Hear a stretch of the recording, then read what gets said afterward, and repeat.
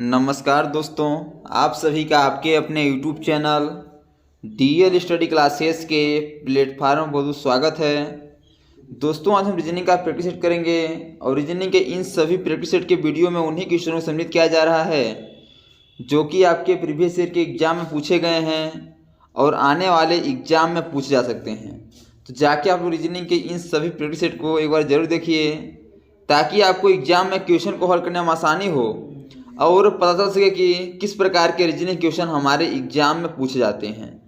दोस्तों, जो आपका रीजनिंग सब्जेक्ट है आपका प्रैक्टिस का विषय है। रीजनिंग को आप जितना अधिक प्रैक्टिस करेंगे रीजनिंग आपको उतना अधिक आसान लगने लगेगा और आप एग्जाम में कम से कम समय में रीजनिंग क्वेश्चनों को हल कर पाएंगे।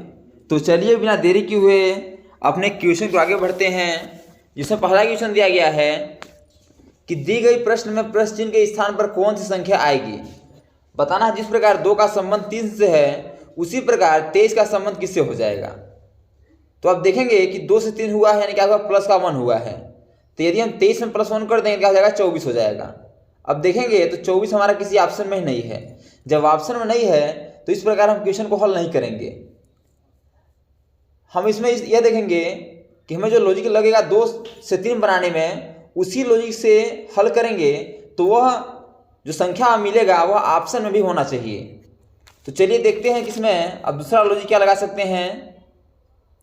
यदि देखें हम कि 2 का संबंध 3 से है, यदि अभाज्य का लॉजिक लगाते हैं तो अभाज्य वो संख्या होता है जो एक और स्वयं के अलावा किसी अन्य संख्या से विभाजित न हो।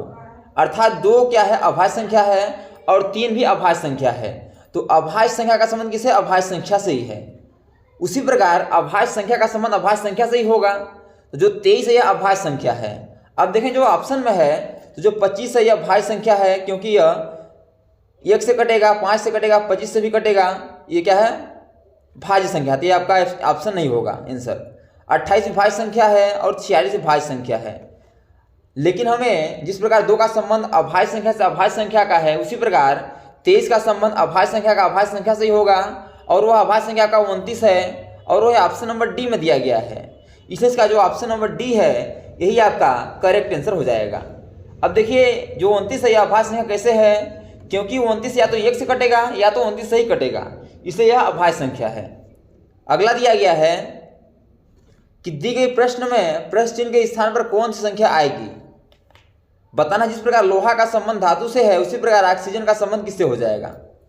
तो आप इसे देखेंगे तो लोहा क्या होता है, धातु होता है। अब जो ऑक्सीजन है क्या है, यह एक गैस है। क्या है, गैस है। तो देखेंगे गैस किस ऑप्शन में है, तो ये ऑप्शन नंबर बी में है, इसलिए इसका option number B correct answer हो जाएगा।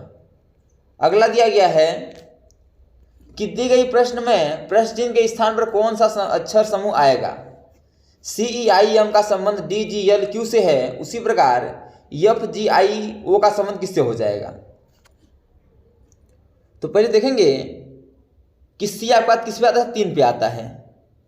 E आपका 5 पे आता है, I आपका 9 पे आता है और जो M है M आपका 13 पे आता है।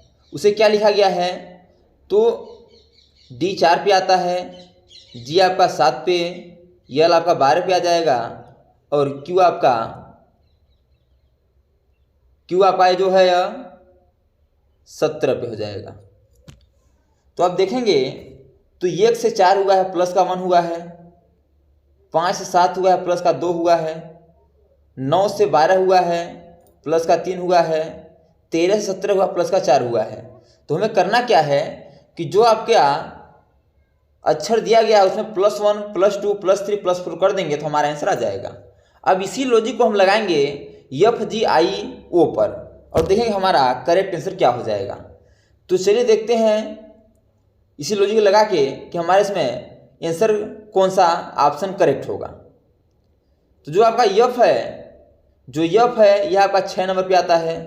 देखेंगे तो F जो है 6 नंबर पे आता है। G आपका यह 7 नंबर पे आता है। I आपका 9 नंबर पे आता है और O आपका यह 15 नंबर पे आता है। अब इसमें क्या करना है, पहले +1 करना है तो क्या होगा, 6 एक 7 हो जाएगा। फिर क्या करना है, +2 करना है तो 7 2 9 हो जाएगा। फिर +3 करना है तो 9 3 12 हो जाएगा। फिर क्या करना है, फिर आपका प्लस का 4 करना है, तो 15 4 19 हो जाएगा। अब देखिए 7 पे क्या आएगा, तो 7 पे जी हो जाएगा। 7 पर कौन सा अक्षर आता है, तो 7 पे जी आता है। 9 पे आपका आई आता है, 12 पे यल आता है और 19 पे आपका यस आता है। यानी कि GILS हमारा करेक्ट आंसर हो जाएगा। अब देखिए किस ऑप्शन में दिया गया है, तो GILS है, ऑप्शन नंबर बी में दिया गया है। इसे इसका ऑप्शन नंबर जो बी है यही आपका करेक्ट आंसर हो जाएगा। अगला दिया गया है कि नीचे दिए गए प्रश्न में प्रश्न चिन्ह के स्थान पर कौन सी संख्या आएगी। बताना जिस प्रकार 8 का संबंध 256 से है, उसी प्रकार जो आपके ऑप्शन दिए गए हैं उसमें से किसका संबंध है। तो 8 को क्या करें हमारा 256 हो जाए। यदि हम 8 का क्यूब कर देते हैं तो क्या हो जाएगा, 8 गुणे 8 गुणे 8, यानी 8 का क्यूब होता है 512 हो जाएगा। अब इसे 512 को 2 से डिवाइड कर दें क्या हो जाएगा, हमारा 256 हो जाएगा। अब इसी लॉजिक को देखेंगे कि क्यूब करके उसका आधा करने पर कौन सा संख्या प्राप्त होगा। तो यदि हम 7 का क्यूब करेंगे तो 343 होगा, इसका आधा करेंगे तो कम हो जाएगा, तो ऑप्शन नंबर ये आंसर नहीं होगा। ऑप्शन नंबर बी देखेंगे तो 9 का क्यूब करके आधा करने पर ये भी आंसर नहीं होगा। अब जो ऑप्शन नंबर सी है, ये 10 का हम क्यूब कर दें क्या हो जाएगा, 10 का क्यूब हो जाएगा आपका 10 गुणे 10 गुणे 10 हो जाएगा, यानी क्या हो जाएगा 1000 हो जाएगा। यदि हम 1000 को 2 से डिवाइड करें क्या हो जाएगा आपका 500 हो जाएगा। क्या हो जाएगा, 500 हो जाएगा। अब देखिए कि 10 का संबंध 500 से दिया गया है, तो जो लॉजिक आपका 8 का संबंध 256 बनाने में है वही लॉजिक आपका 10 का संबंध 500 से है, और यही आपका करेक्ट आंसर हो जाएगा। और ये ऑप्शन नंबर सी में दिया गया है, इसे इसका option number C correct answer हो जाएगा। अगला दिया गया है कि नीचे दिए गए प्रश्न में प्रश्न चिन्ह के स्थान पर कौन सी संख्या आएगी। बताना जिस प्रकार आई और सी का संबंध 6 से, उसी प्रकार डी और पी का संबंध किससे हो जाएगा। तो आई और सी को क्या करें हमारा 6 हो जाए।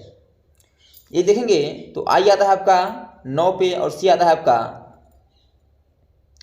3 पे। यदि हम 9 और 3 को जोड़ देंगे क्या होगा, 12 हो जाएगा। और 12 को 6 करने के लिए क्या करना पड़ेगा, हमें इसे 2 से डिवाइड करना पड़ेगा। 2 से डिवाइड कर देते हैं क्या हो जाएगा, 6 हो जाएगा।